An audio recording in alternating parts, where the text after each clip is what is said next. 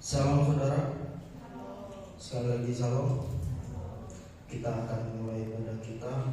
Kita akan satu perubahan mujizat itu nyata. Saya undang saudara-saudara semua untuk berdiri.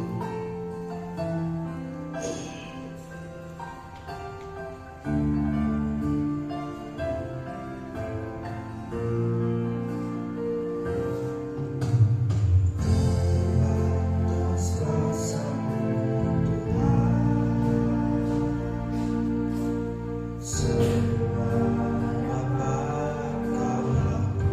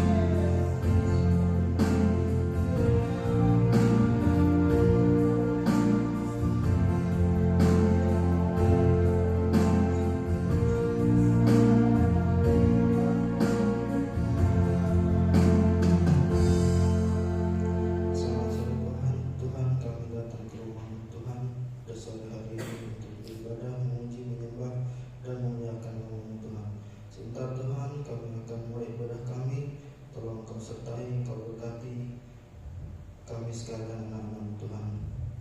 Ini doa kami akan mulai ibadah kami dalam nama Tuhan Yesus kami berdoa. Haleluya, amin.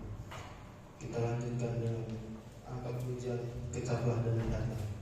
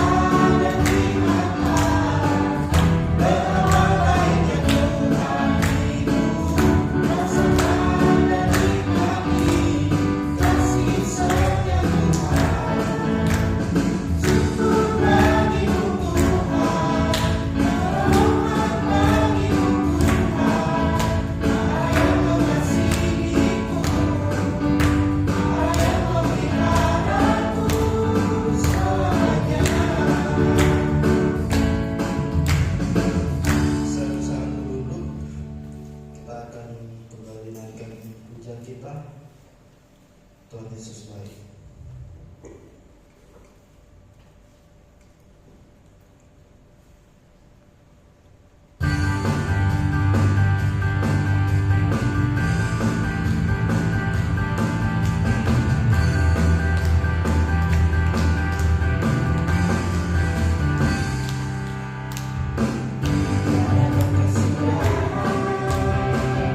Kasih setia Tuhan selalu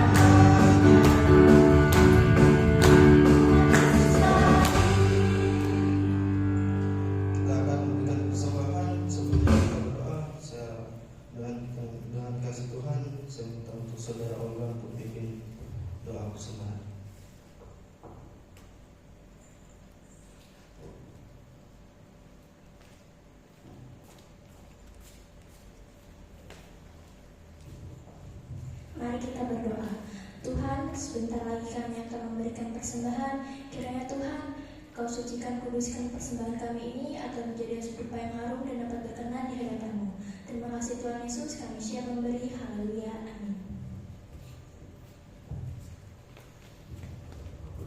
Sambil kantong persembahan diadakan, kita akan pujian kami bawa pujian.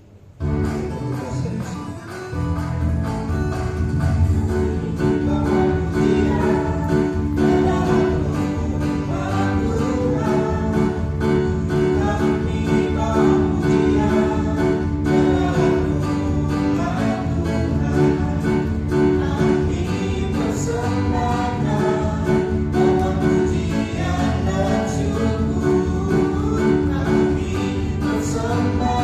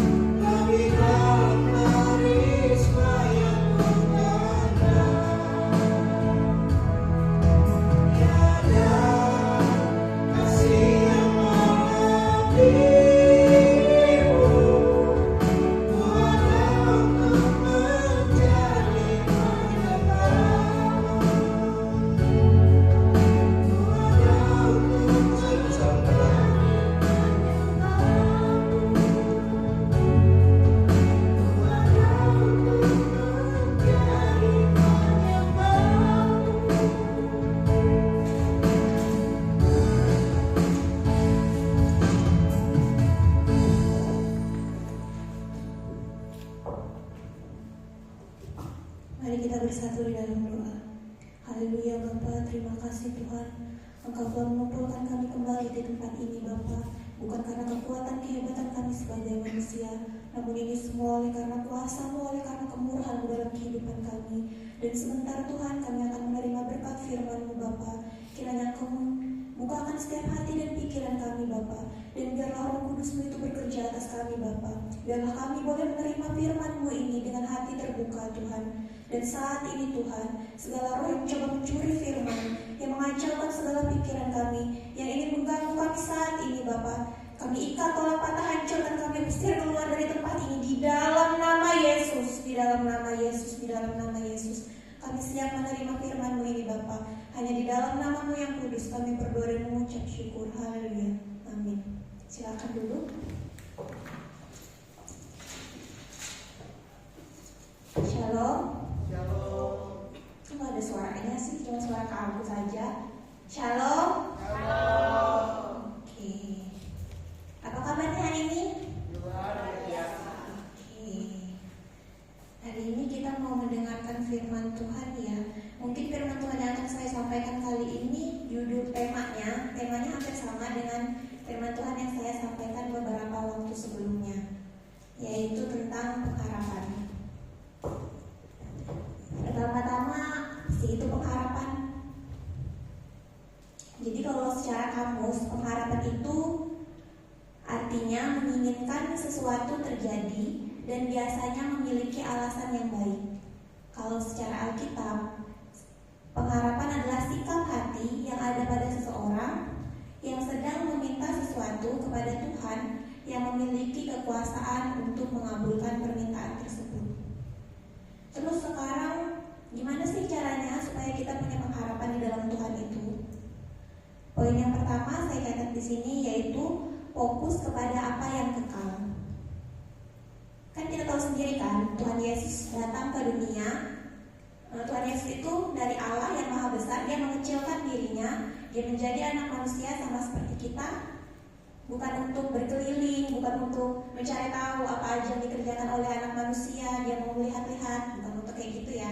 Tapi Tuhan Yesus itu datang ke dunia untuk menebus segala dosa kita, untuk membangun kembali relasi atau hubungan kita dengan Tuhan yang sudah rusak selama ini. Tuhan itu datang memberikan kita kepastian. Kepastiannya yaitu untuk kita supaya mendapatkan kembali keselamatan itu. Seperti ada tertuliskan di Yohanes 3 ayat 16, karena begitu besar kasih Allah akan dunia ini, sehingga ia mengaruniakan anaknya yang tunggal, supaya setiap orang yang percaya kepadanya tidak binasa, melainkan beroleh hidup yang kekal. Itu kan janji Tuhan buat kita, supaya kita mendapatkan kehidupan yang kekal. Tapi sayangnya kita sebagai anak muda tuh sering menggampangkan itu, sering menggampangkan keselamatan yang Tuhan berikan kepada kita. Kita kan mikirnya sebagai anak muda, oh masih panjang, kehidupan kita masih panjang, kita masih umur ya rata-rata di sini kan belasan tahun kan, kebanyakannya masih belasan tahun. Jadi mikirnya, oh mungkin nanti aja, bisa cari Tuhannya nanti, tunggu saya udah umur lanjut. Kita masih sibuk sama kehidupan kita, sama sekolah kita, sama pertemanan kita. Kalau ada yang bekerja sama pekerjaan kita. Sebenarnya nggak salah sih saudara, kalau kita mau fokus sama sekolah, sama pekerjaan, itu nggak salah. Cuma di sini itu Tuhan maunya kita fokus kepada apa yang kekal. Kita tahu sendiri kan, yang kekal itu apa? Yang kekal itu adalah Tuhan, yang kekal itu adalah kerajaan surga. Tuhan itu mau kita mencari Tuhan dulu. Setelah Tuhan baru kita mencari yang lainnya. Bukan berarti keluarga kita nggak penting, kehidupan kita secara pribadi nggak penting, sekolah dan sebagainya nggak penting, bukan seperti itu. Tapi Tuhan itu mau kita ini mengutamakan Tuhan di atas segala-galanya. Bukan nanti ya Tuhan, saya masih sibuk sama sekolah saya masih sibuk sama kehidupan saya, sama teman-teman saya. Nanti ada kok waktunya saya itu mengutamakan Tuhan. Sebagai anak muda kan kita pasti selalu mau dimengerti kan. Kayak misalnya di sekolah nih, dalam contoh kecil aja di rumah, kita kan dari sekolah rata-rata kalau yang SMA. Yang SMP pun sekarang udah lama ya, udah 1,5 ya yang SMP. Itu kan kita di sekolah capek, kita di sekolah ada tuntutan tugas, belum lagi ngadepin karakter guru yang berbeda-beda itu. Terus kita sampai rumah, kita capek nih, udah mau istirahat, mau tidur, maunya kan kita cuma makan, mandi, habis istirahat.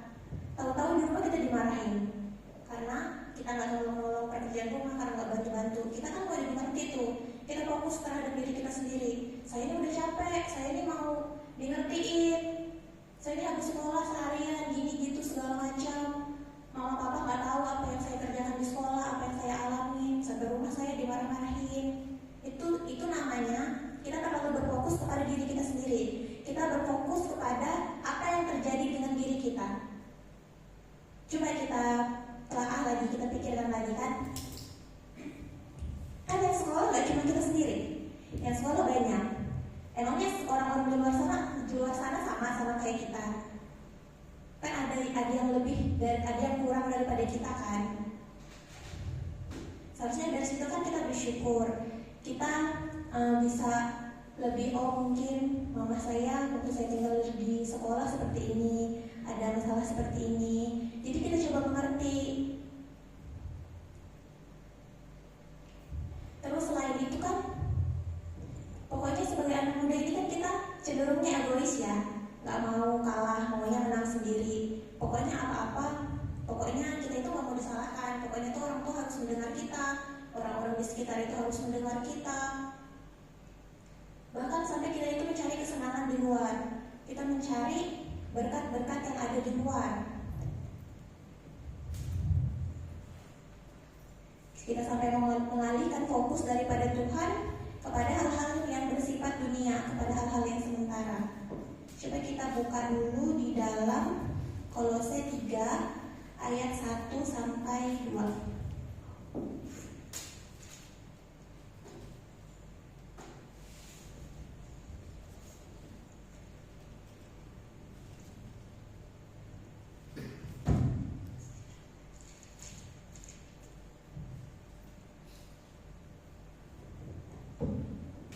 Kolose 3 ayat yang pertama dan kedua. Karena itu, kalau kamu dibangkitkan bersama dengan Kristus, carilah perkara yang di atas, di mana Kristus ada, duduk di sebelah kanan Allah.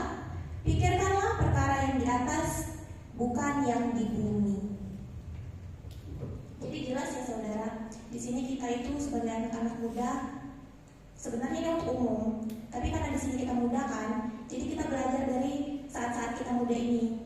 Gimana sih caranya kita itu mendahulukan Tuhan di dalam kehidupan kita? Jangan kita tunda-tunda. Karena kan kita nggak tahu apa yang akan terjadi dalam kehidupan kita setelahnya kan. Mungkin sekarang kita bakalan sehat, masih sehat-sehat aja, kita masih baik-baik aja, kehidupannya kita masih aman-aman aja.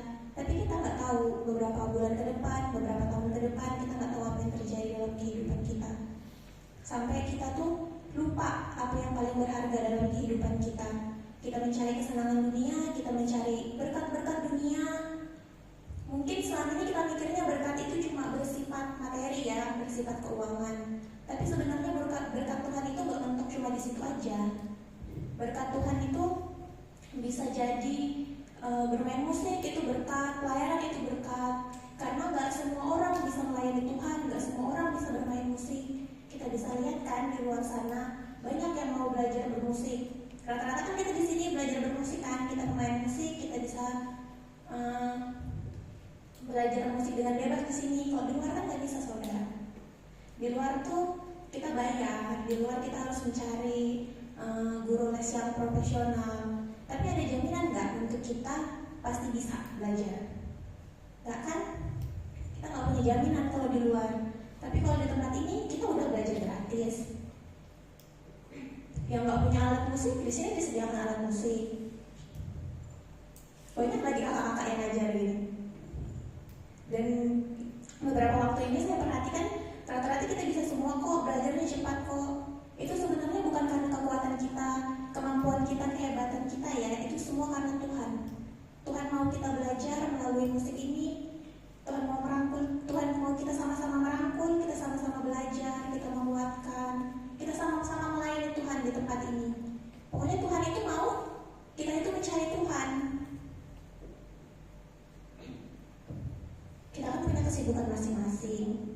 Tapi di luar kesibukan itu kan masih banyak sebenarnya waktunya untuk belajar.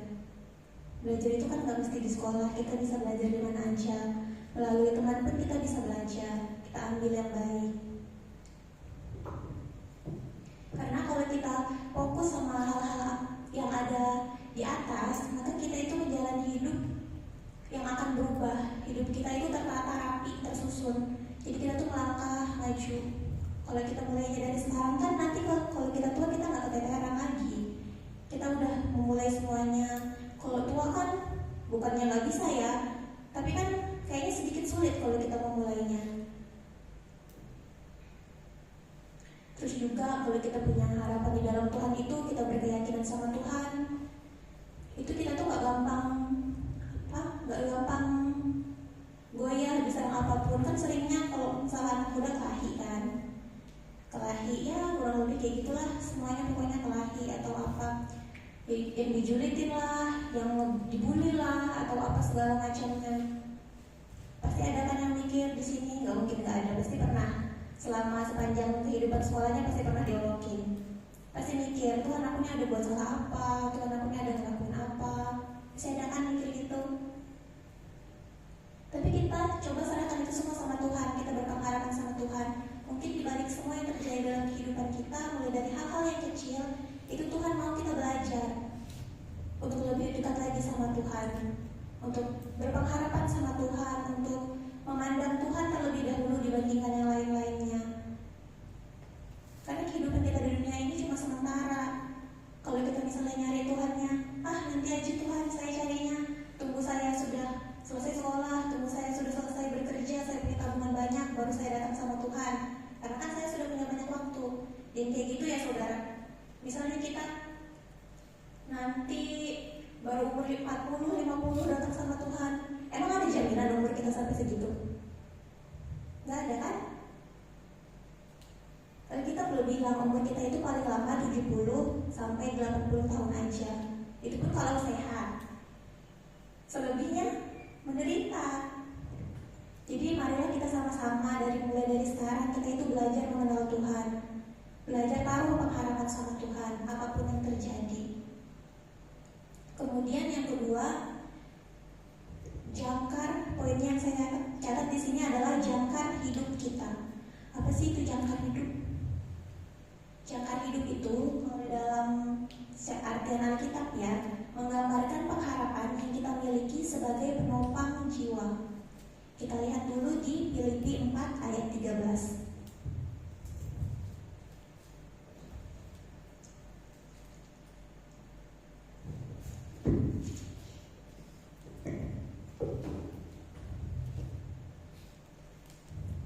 Filipi 4 ayat yang ke-13.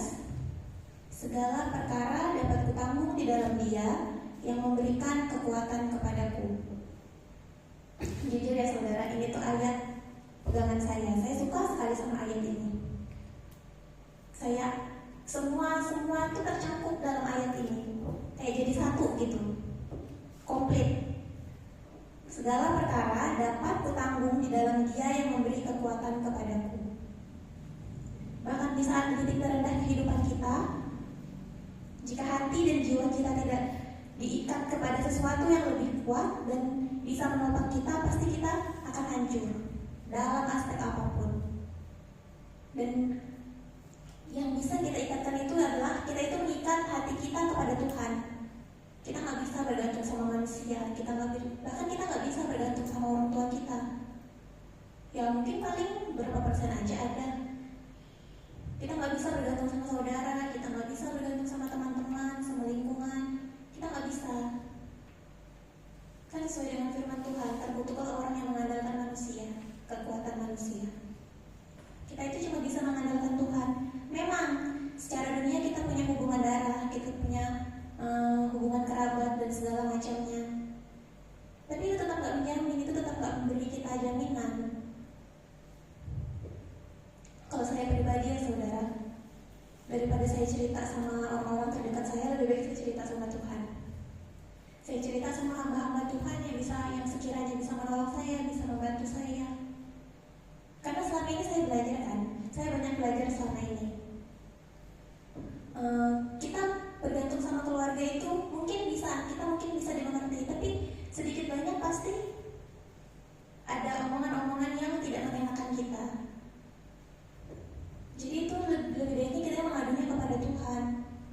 Mungkin memang susah ya, karena kan rata-rata di sini anak sekolah punya waktu kesibukan di sekolah itu udah full seharian. Kalau ada ekskul bisa sampai jam 4, jam 5 pulangnya. Belum lagi kalau ada tugas atau ngerjain dan lain sebagainya, banyak banget. Jadi kita tuh nggak punya waktu untuk membagikannya, untuk membagi waktu kita untuk berdoa, untuk apa segala macam. Pasti di sini ada yang lupa berdoa. Dulu saya juga kayak gitu. Kita semua tuh sama kok. Saya pernah muda, bahkan sekarang masih muda sih. Cuma saya pernah seumuran saudara, maksud saya. Sebenarnya kita sama aja. Tapi kan di sini bukannya saya mau menggurui ya, tapi di sini kita tuh sama-sama belajar. Firman yang saya sampaikan ini bukan cuma untuk saudara, tapi ini untuk saya juga.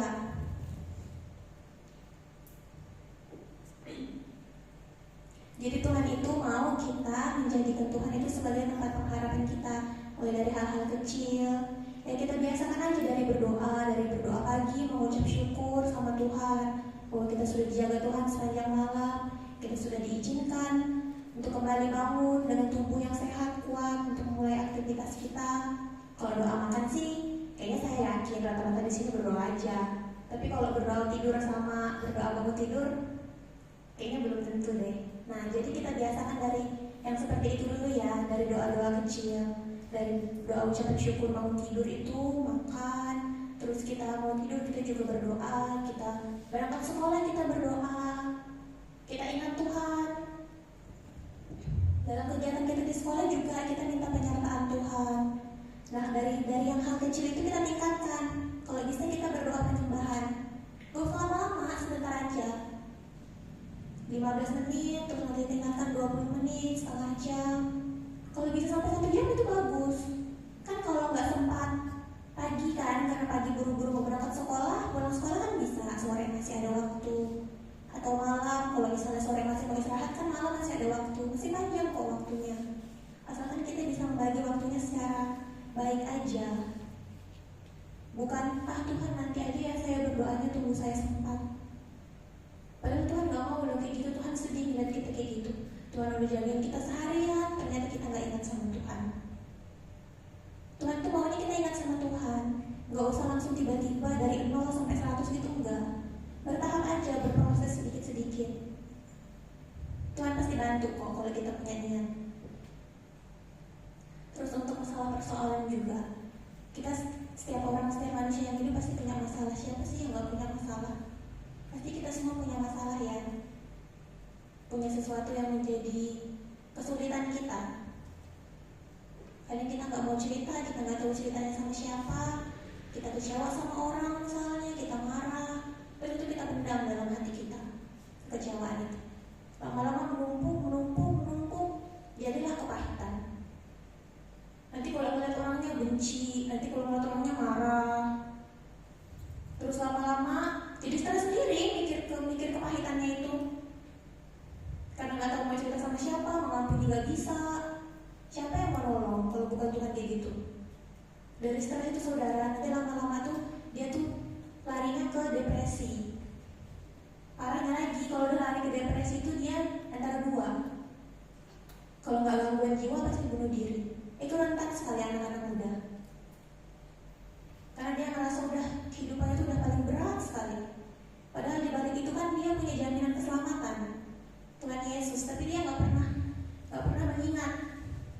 Kalau itu untuk kita ya, kalau untuk orang-orang Kristen ya.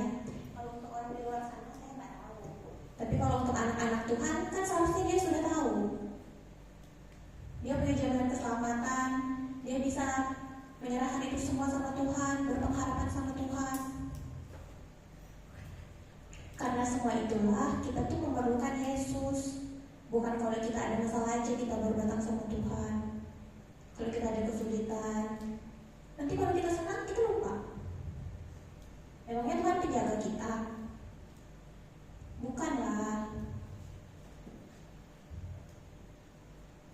Coba kita buka dulu ya dalam Roma 8 ayat 28.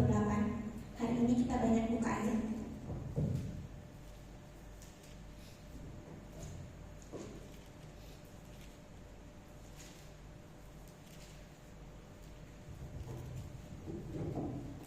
Kita tahu sekarang, Roma 8 ayat 28, kita tahu sekarang bahwa Allah turut bekerja dalam segala sesuatu untuk mendatangkan kebaikan bagi mereka yang mengasihi Dia, yaitu bagi mereka yang terpanggil sesuai dengan rencana Allah. Jadi saudara, kita ada di sini tuh bukan karena kebetulan ya. Setiap kita itu punya panggilan daripada Tuhan. Tapi itu semua tergantung lagi daripada diri kita. Kita itu mau meresponnya atau tidak. Kita itu punya panggilan dan kita itu ditempatkan di bagian-bagian yang berbeda. Tapi kita saling melengkapi. Kita jadi satu. Sebagai sedikit kesaksian ya saudara tentang saya. Saya kan selama beberapa waktu ini gak ada kan, maksudnya gak gereja. Sebenarnya itu dari 2021 lah awal mulanya COVID itu kan. Kalau sebelumnya kan masih sering ke gereja karena belum COVID itu, walaupun sekolah tapi ke gereja. Jadi sedikit banyak masih ada mendengarkan firman Tuhan. Nah setelah COVID itu kan jadi gak ke gereja lagi. Bahkan di rumah pun mendengar lagu rohani bisa dihitung jari, membaca Alkitab juga ya kalau lewat-lewat khotbah di HP aja, di media sosial, bukan yang benar-benar khusus untuk mencarinya. Pertama masih aman saudara, tahun 2020 itu masih aman. Sampai awal tahun 2021 masih oke-oke aja. Nah masalah itu mulai bermunculan dari pertengahan tahun 2021. Waktu saya lulus SMA. Di situ kan keluarga saya ada masalah. Satu keluarga kena COVID. Yang gak kena cuma saya sama bapak saya yang masuk rumah sakit itu. Dari situ tuh saya sudah merasa tertekan. Apalagi kan selama COVID kan kita terkurung di rumah, kita gak bisa ngapa-ngapain. Ya stres lah pokoknya. Belum lagi tambah masalah. Terus ada beberapa masalah internal kan. Mulai dari situ pokoknya saya timbun sendiri masalahnya. Belum lagi saya kan masuk kuliah tuh sekitar bulan September tahun 2021. Saya itu gak punya teman. Dari SMA itu teman-teman saya di SMA itu ke jurusan yang berbeda. Jadi saya itu merasa sendiri, saya stres, saya gak bisa mengikuti pelajaran. Dari situ juga itu tuh menambah rasa tertekan saya. Saya jadi merasa seorang diri. Jadi itu berjalannya waktu kan saya coba mengabaikan semua itu. Saya mencari sesuatu hal supaya saya gak berfokus ke apa yang membuat saya tertekan. Jadi setelah itu saya mencoba mengubah diri saya kan, tapi bukan mengubah yang secara maunya Tuhan. Jadi 2022 itu masuk awal 2022 kan udah mulai masuk kuliah itu per sesi. Jadi di situ udah mulai berbaur, saya dapat teman. Jadi saya memang lupa sama masalah pergaulan saya. Tapi itu tuh gak bertahan lama. Itu bertahan sementara aja. Dan juga dari tahun 2021 itu sebenarnya saya udah ada panggilan buat kesini. Pernah waktu itu saya berdoa puasa cuma gak lama di tahun 2021 itu. Sebentar aja. Saya dengar suara Tuhan, saya diarahkan ke sini tapi saya abai. Saya mikirnya, gimana Tuhan saya ke sini? Saya bingung, ini itu segala macam. Waktu itu saya masih benar-benar mikirnya kayak, oh itu mungkin perasaan saya aja, saya mikirnya kayak gitu. Jadi ya udah lewat aja gitu. Padahal dari masalahnya tahun 2021 itu saya sudah diingatkan sama Tuhan. Tapi saya nggak melaksanakannya. Saya bilang nanti aja Tuhan, itu bisa nanti. Mungkin sekarang belum waktunya. Lanjut tahun 2022 saya sibuk dengan kehidupan saya. Yang saya pikir masalah saya itu sudah berkurang, sudah selesai, ternyata nggak sampai di situ saudara.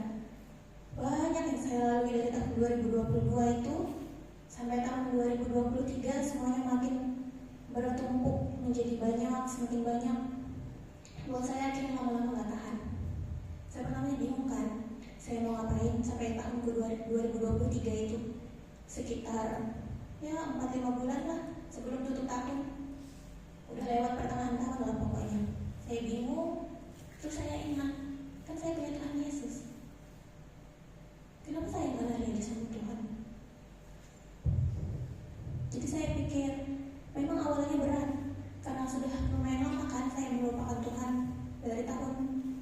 2020 lah, sekitar 3 tahun berarti ya.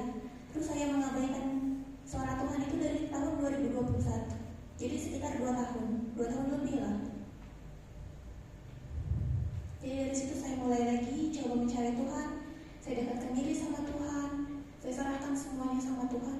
Sampai ada di suatu saat setelah saya doa dan berpuasa selama berbulan-bulan itu, saya diarahkan lagi ke tempat ini. Yang setelah sekian lama, sekian tahun saya nggak mendengarkan suara Tuhan lagi, saya dapat arahan lagi untuk saya datang ke sini. Baru saya ke sini. Terakhir kali sebelum saya datang itu saya minta diyakinkan sama Tuhan. Kalau memang panggilan saya di sini, tolong arahkan saya ke sini. Benar, Tuhan memang arahkan. Saya nggak bisa cerita panjang lebar ya saudara, masalah-masalah yang saya alami. Cuma saya mau ini menjadi kesaksian yang menguatkan saudara juga. Jadi kalau saudara ada masalah, jangan ragu buat datang ke Tuhan. Memang awal-awalnya susah sekali. Untuk konsisten itu pun susah. Tapi kalau kita punya niat, kita mau berubah, kita pasti bisa. Saya yakin kok, semua kita di sini kita punya panggilan. Tapi itu tergantung bagaimana cara kita menanggapi panggilan kita. Tuhan itu kasih kita kemampuan, Tuhan itu kasih kita karunia, karunia bermusik, karunia untuk melayani Tuhan. Bahkan suatu waktu nanti bukan kami lagi yang ada di depan sini, tapi kalian yang memberitakan firman Tuhan, kalian yang bermain musik, bahkan nanti kalian juga yang mengajar. Semua itu ada urutannya, ada prosesnya, ada waktunya masing-masing sudah diatur sama Tuhan. Jadi dari masa kita muda ini, Tuhan mau kita itu mendengarkan Tuhan. Kita berpegang sama Tuhan apapun yang terjadi, mulai dari perkara yang paling kecil sekalipun. Karena dari perkara yang kecil itu nanti kita tuh bakal naik level, meningkat, kesulitan kita itu meningkat, bukan malah berkurang loh ya.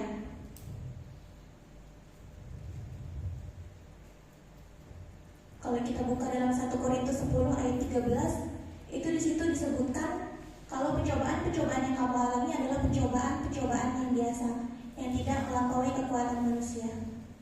Jadi seberat apapun pencobaan yang kita lewati, sesulit apapun hidup kita, separah apapun stres kita, depresi kita sebagai anak muda, itu semua tuh gak melebihi penderitaan Tuhan Yesus dulu. Tuhan tuh masih tahu kok batas kemampuan kita sebagai manusia. Jadi yakinin aja, apapun yang kita alami saat ini, persoalan apapun yang kita hadapi, kita berserah sama Tuhan, kita berharap sama Tuhan, kita percaya, kita berdoa. Kalau belum bisa penyembahan gak apa-apa, tapi kita rutinin doa kita. Nanti sedikit-sedikit tuh muncul kok keinginan hati untuk menyembah Tuhan lebih dalam lagi, tuh pasti ada. Semua itu dimulai dari dalam diri. Kalau kita nggak mencoba memulai sesuatu, kalau kita nanti terus, kapan kita mau berhasilnya? Kapan kita mau berubahnya? Kita mau berubah, tapi kita nggak mau berproses, ya nggak bisa. Kita harus diproses dulu, kita harus diolah dulu. Kita tuh harus membuktikan kalau kita bisa sama Tuhan, kalau kita itu setia sama Tuhan. Tuhan itu mau melihat kesetiaan kita kok. Bukan berarti kalau kita ikut Tuhan kita lepas dari masalah tuh enggak. Justru malah kita tuh kayaknya sih memang semakin banyak sih masalah. Tapi menurut saya lebih baik kita itu menderita di dalam Tuhan daripada kita menderita di luar Tuhan. Kalau kita menderita di dalam Tuhan, kita masih bisa minta tolong sama Tuhan. Kita masih punya kekuatan. Kita masih punya seseorang yang bisa mengeluarkan kita dari masalah kita itu. Kalau kita di luar Tuhan gimana? Kita mau cari Tuhan aja kita nggak tahu caranya. Jadi bersyukurlah kita sekarang nih adalah orang-orang Kristen, orang-orang yang diselamatkan Tuhan dengan jaminan. Jadi kita nggak perlu lagi repot-repot mulai dari yang benar-benar titik nol kayak gitu. Kita mulai dari awal. Kita kan paling pasti sedikit banyaknya udah ada pembekalan dari sekolah minggu. Jadi kita tahu. Jadi dari kecil sampai sekarang kita remaja, kita pemuda, sampai kita dewasa nanti kita udah tahu. Oh nanti saya harus begini. Tapi itu di dalam lingkupnya Tuhan, bukan kita atur kehidupan kita sendiri. kita itu gak pernah sendirian. Kalau kita pikir kita itu sendirian, kita dijauhin orang-orang gak suka sama kita, itu tuh mesti didengar, saudara. Memang sulit, awalnya memang sulit, saya juga begitu. Tapi lama-lama nanti terbiasa kok. Kalau kita sudah terbiasa, nanti tuh kita naik level. Kalau kita naik level tuh omongannya bukan enak, bukan kayak yang sebelumnya lagi. Nanti meningkat lagi omongannya. Kritik orang akan kehidupan kita tuh semakin banyak aja, badainya semakin besar aja. Nah Tuhan tuh mau lihat di saat kayak gitu tuh apa kita masih berpegang sama Tuhan, apa kita masih percaya. Jangan malah kita sibuk sama dunia kita. Kalau misalnya ada masalah, keluar jalan sama teman, atau jalan sama pacar, cari kesenangan. Nanti kalau sampai rumah balik lagi, stres lagi. Itu kayak gitu cuma bersifat sementara, tahannya sebentar aja. Jadi lebih baik kita itu berserah, kita percayakan sama Tuhan. Keluarga itu gak menjamin, saudara itu gak menjamin, teman-teman, pacar itu gak menjamin. Kita tuh harus berserah sepenuhnya sama Tuhan. Kita cari dulu Tuhan. Tuhan tuh mau kita belajar mulai dari usia kita yang muda sekarang ini sampai nanti kita dewasa. Kita dewasa, Tuhan maunya juga iman kita dewasa. Jadi kita sudah dewasa, iman kita masih anak-anak, bahkan masih bayi rohani. Terus bertumbuhnya kapan? Kalau dari kecil sampai besar tetap bayi aja terus. Dari umurnya, dari lahir sampai umurnya sudah berumur, sudah lansia, imannya masih tetap bayi aja terus. Tuhan gak mau ya kita seperti itu. Tuhan itu mau sesuai dengan perjalanan kehidupan kita. Kita dewasa, Tuhan juga mau kehidupan rohani kita dewasa. Bahkan ada yang masih muda pun kehidupan rohaninya udah dewasa. Itu yang Tuhan mau kalau bisa. Gak ada yang langsung 100% itu, gak ada. Saya juga orang gak sabaran kok awalnya. Tapi pasti bisa kok kalau kita berusaha. Kita niatkan segala sesuatunya itu pasti bisa. Tuhan itu sumber pengharapan kita. Tuhan bisa lakukan apapun untuk kita. Jangan kita cari kesenangan dunia, kita cari berkat-berkat dunia sampai kita lupa sama Tuhan. Ingat berdoa makan pun enggak ada ucapan syukurnya. Gimana coba sedihnya Tuhan? Tuhan yang kasih kita hidup tapi kita enggak diingat sama sekali sama Tuhan. Jangan seperti itu ya saudara. Jadi mulai dari sekarang kita itu sama-sama belajar. Sekecil apapun yang kita lakukan, pelayanan yang kita lakukan, walaupun orang mengkritik kita, gak apa-apa, gak masalah. Kita belajar aja terus. Yang penting kita menekuni apa yang kita lakukan sesuai dengan panggilan kita, sesuai dengan talenta yang Tuhan berikan buat kita. Masalah benar salahnya itu urusan nanti. Yang penting kita mau aja dulu. Pasti Tuhan mampukan kita kok. Terus yang ketiga, poin yang ketiga di sini, iman, pengharapan, dan kasih. Jadi kehidupan kita itu punya 3 hal yang harus ada dan saling bekerja sama, yaitu iman, pengharapan, dan kasih. Iman itu dasar dari segala-galanya. Kita buka dulu ya di Ibrani 11 ayat yang pertama.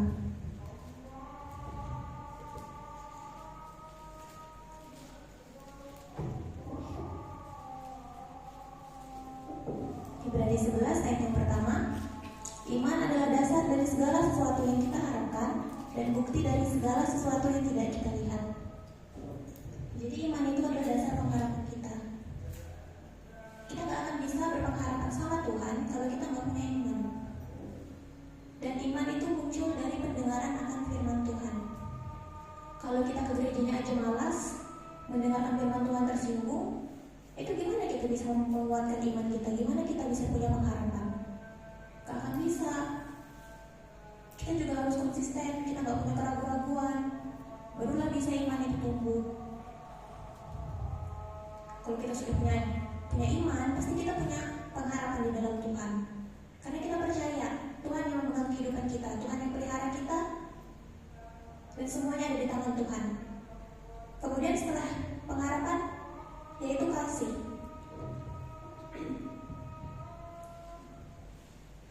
Kasih itu timbul dari, kasih itu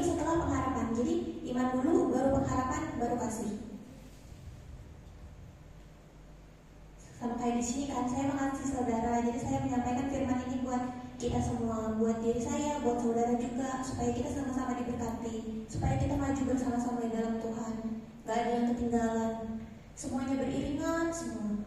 Melayani Tuhan, semuanya ikut melayani Tuhan, gak ada yang tertinggal.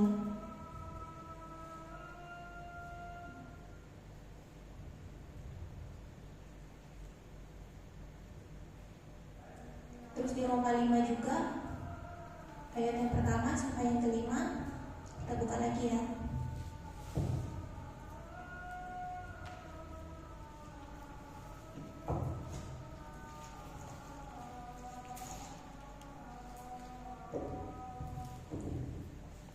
Roma 5 ayat yang pertama. Sebab itu kita yang dibenarkan karena iman, kita hidup dalam damai sejahtera dengan Allah oleh karena Tuhan kita Yesus Kristus. Oleh Dia kita juga beroleh jalan masuk oleh iman kepada kasih karunia ini. Di dalam kasih karunia ini kita berdiri dan kita bermegah dalam pengharapan akan menerima kemuliaan Allah. Dan bukan hanya itu saja, kita malah bermegah juga dalam kesengsaraan kita. Karena kita tahu bahwa kesengsaraan itu menimbulkan ketekunan, dan ketekunan menimbulkan tahan uji, dan tahan uji menimbulkan pengharapan, dan pengharapan tidak mengecewakan, karena kasih Allah telah dicurahkan di dalam hati kita oleh Roh Kudus yang telah dikaruniakan kepada kita. Jadi prosesnya itu dari kesengsaraan, habis itu muncullah pengharapan, kemudian ketekunan, kemudian tahan uji. Nah, kesengsaraan ini itu menjadi kesempatan kita untuk melatih ketekunan kita dalam Tuhan. Coba pikir, di dunia ini siapa sih orang yang mau mencari Tuhan kalau hidupnya enak? Gak ada kan? Mereka sudah merasa hidupnya sempurna, aman, damai, tentram. Masa mereka gak mau mencari Tuhan? Maka dari itu ada kesengsaraan, ada penderitaan, ada masalah. Bukan berarti Tuhan memberikan itu semua kepada kita ya. Cuma itu semua terjadi karena kita di luar Tuhan. Jadi Tuhan membalikkan itu semua untuk supaya kita datang kepada Tuhan. Kita tekun di dalam Tuhan. Setiap masalah persoalan itu menjadi pelajaran buat kita, bukan malah kita ulangi lagi. Iman itu membuat kita selalu berada di jalannya Tuhan. Dan harapan mendorong kita untuk terus maju, berkembang di dalam Tuhan. Bertahan di jalan Tuhan bukan dengan kekuatan manusia, tapi karena Tuhan. Semata-mata karena Tuhan. Karena Tuhan itu Maha Kasih, dan kasihnya gak pernah berkesudahan seumur kehidupan kita. Mau kita sejahat apapun, mau kita gak peduli apapun sama Tuhan, tapi kalau kita datang sama Tuhan, kita minta ampun sungguh-sungguh sama Tuhan, Tuhan pasti ampuni kita kok. Kalau kita minta seyakin-yakinnya sama Tuhan, kita benar-benar minta sampai menangis, pokoknya kita minta terus setiap hari, kita rutin berdoa, saya berani jamin pasti Tuhan kasih sama kita. Saya lupa di nas keberapa, pokoknya Tuhan kan ada bilang siapa yang mencari ia akan menemukan, siapa yang meminta ia akan menerima, dan siapa yang mengetuk maka pintu itu akan dibukakan baginya. Jadi kita cari aja terus, kita minta terus, kita ketuk terus, sampai Tuhan itu melihat kita berbelas kasih. Kasihan anakku ini, dia sudah menderita, aku tolong aja dia. Tapi jangan waktu sudah menerima kebaikan Tuhan kita lupa ya saudara, waktu kita sudah enak, waktu kita dalam keadaan yang damai-damai, senang-senang, terus kita lupa sama Tuhan. Gak seperti itu ya. Tuhan itu mau kita belajar dari kesalahan kita, belajar juga dari setiap masalah. Terus yang keempat, poin yang keempat di sini bukan untuk disimpan sendiri. Kita lihat di Matius 5 ayat 16.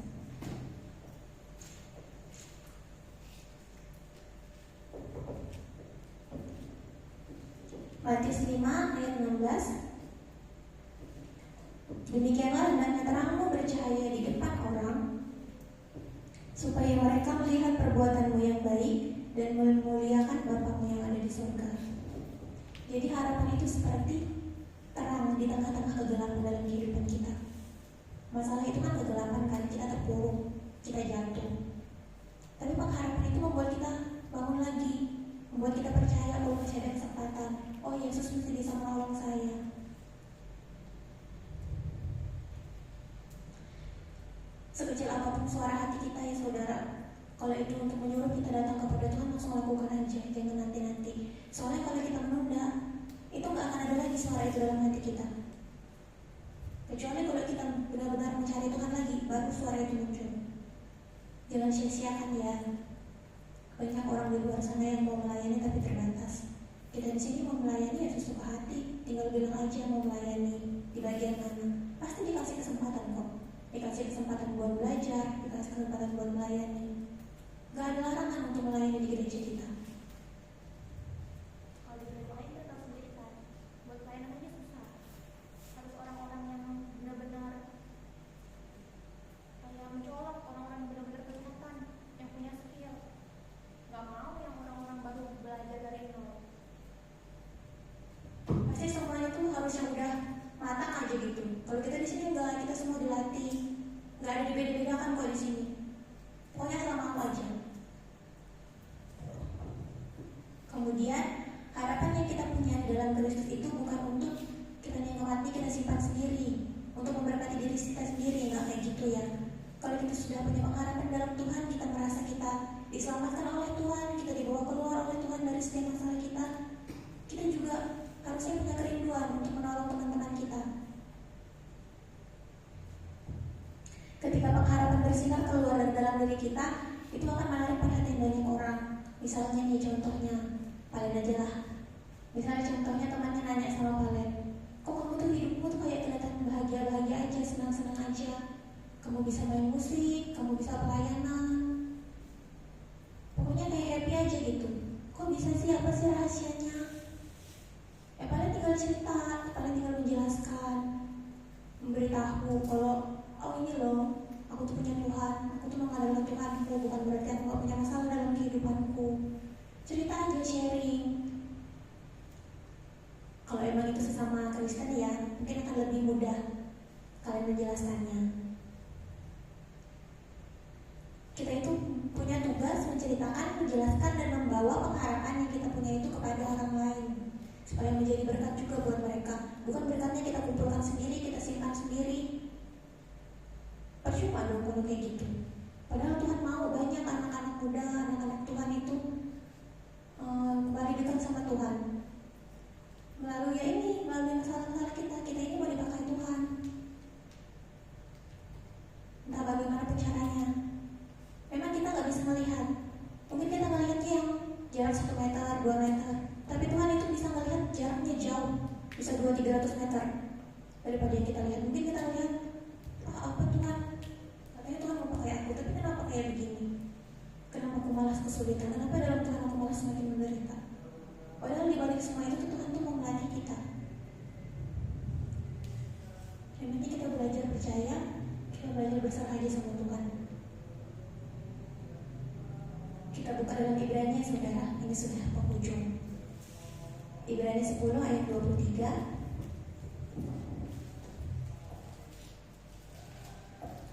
Dan karena kehendaknya inilah kita telah dikuduskan satu kali untuk selama-lamanya.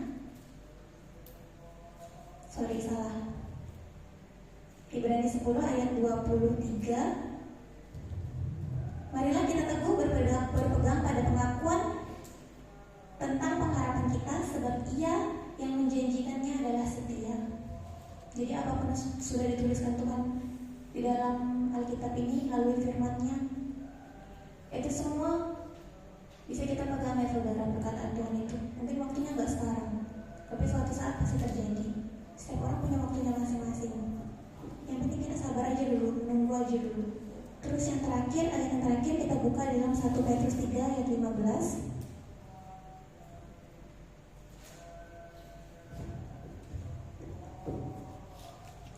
Tetapi kuduskanlah Kristus di dalam hatimu sebagai Tuhan, dan siap sedialah pada segala waktu untuk memberi pertanggungan jawab kepada tiap-tiap orang yang meminta pertanggungan jawab dari kamu tentang pengharapan yang ada padamu, tetapi haruslah dengan lemah lembut dan hormat. Jadi kalau misalnya orang ada masalah ya saudara, kita bisa, kalau emang kita merasa kita mampu atau masalahnya sama dengan yang kita alami, jadi kita itu bisa sharing sama orang itu, kita bisa menguatkan dia. Kalau saya, ada teman saya kan, tapi muslim, tapi pas saya sharing juga sama dia. Mungkin sekarang udah jarang komunikasi ya kami, tapi dulu saya tetap sharing sama dia. Walaupun kita berbeda agama, tapi dia tetap menerima dengan baik. Saya bilangnya kalau di agama saya begini, dia terima. Dan itu bisa menjadi berkat buat dia. Firman itu pun bisa menjadi berkat buat siapa aja, bukan buat kita sebagai orang Kristen.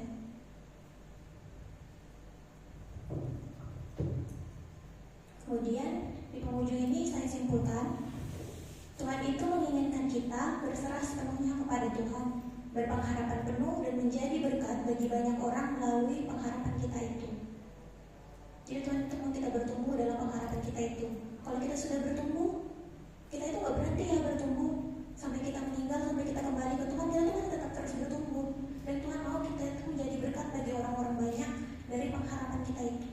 Kita sudah belajar bagaimana cara mencari pengharapan itu, terus kita juga kasih tahu ke orang-orang di sekitar kita. Itu yang Tuhan mau dalam kehidupan kita. Amin buat firman Tuhan. Mari kita bersatu di dalam doa.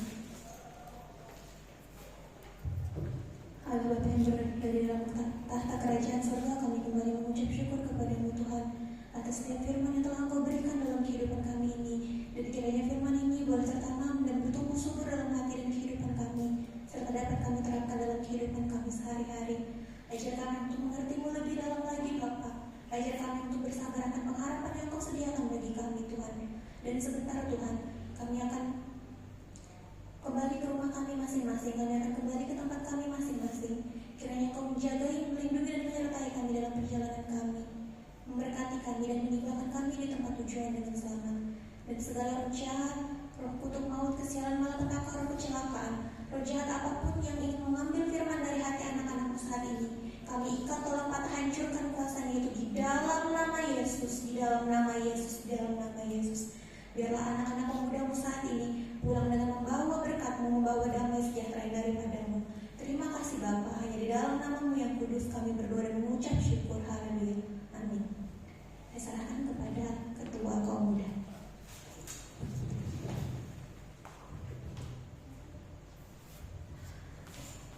Ya, puji nama Tuhan, kita sudah mendengarkan firman Tuhan dan sudah berdoa. Tinggal pengumuman kita seperti biasa, jadwal di grup. Nanti kalau memang tidak bisa pelayanan bisa hubungi saya atau Kak Alia. Kemudian untuk iuran seragam kita jangan lupa 10.000 per bulan. Demikian yang dapat saya sampaikan. Selamat malam minggu, selamat beraktivitas, Tuhan